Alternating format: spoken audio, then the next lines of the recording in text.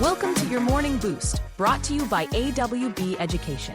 Here, we amplify knowledge, widen reach, and broaden impact in education, delivering your daily dose of professional development. This program is sponsored by Grundmeyer Leader Services, where together we are transforming education, one leader at a time.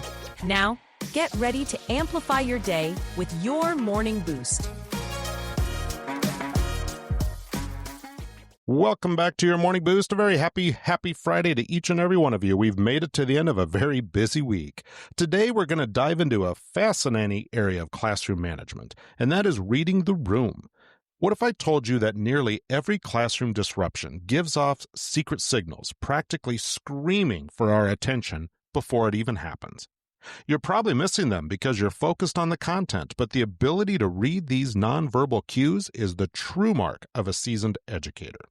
Get ready to discover the unspoken language of your students, allowing you to cultivate a harmonious learning environment where interruptions become a distant memory, not by reacting, but by preempting the issue.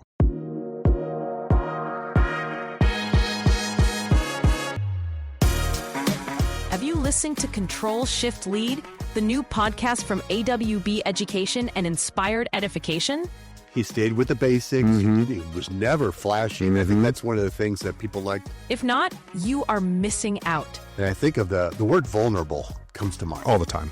Yep. Every month, Jim and Adam bring you 3 things. Something you can control, something that will shift your thinking, and something that can help you lead your school district or building. I need our staff to be that. Search for Control Shift Lead wherever you get your podcasts and start listening today.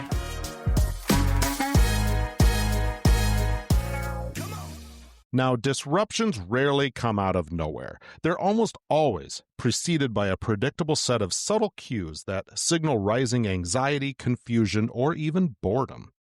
Learning how to spot these is one of the most powerful tools you possess for maintaining a productive flow in your classroom.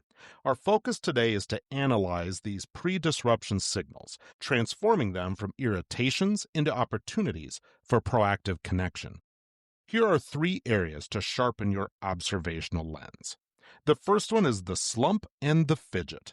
Pay attention to common physical shifts, such as a slumped posture, excessive fidgeting with clothes or pencils, or a sudden unusual lack of eye contact. These are often signs of a cognitive overload or even emotional distress. Our actionable strategy here is the proximity interrupt. Use your movement. If you notice a student slump, simply move closer to their desk without saying a word or even making direct eye contact. This can often interrupt the pattern and help reset their focus, harnessing the principle of nonverbal authority. Just think of a 10th grade science teacher notices 2 students starting a subtle back and forth note exchange. Instead of stopping the lecture, she simply walks into the supply closet located immediately next to their desks. The note passing stops. Both students return to taking their own notes and realizing they were on her radar without even a single word of confrontation. Next, analyze vocal shifts, the murmur, and the silence. Beyond body language, listen for sudden vocal shifts. This could be increased volume, maybe an increase in murmuring, or maybe, on the other hand, a sudden quietness or repetitive tapping sound. These auditory cues often signal a breakdown in task engagement or a frustration point spreading through maybe even a small group of students. Our strategy here, the quick volume check. Pause your lesson and address the room's energy as a whole, saying something like, "I sense the energy is shifting. Let's take 2 quick breaths and return our focus to the task."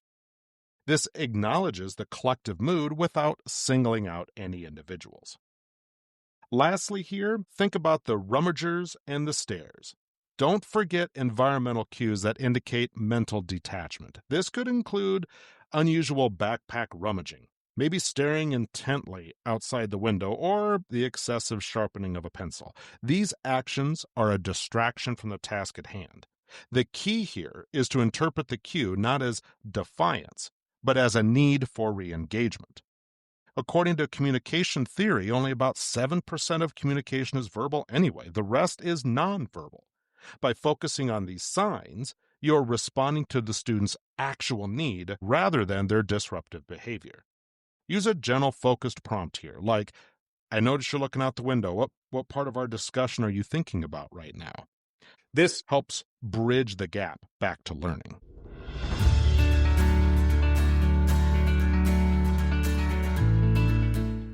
As we wrap up this final boost of the week and get to our Fridays, just remember that decoding student cues is fundamentally about proactive care and connection, not just behavior management.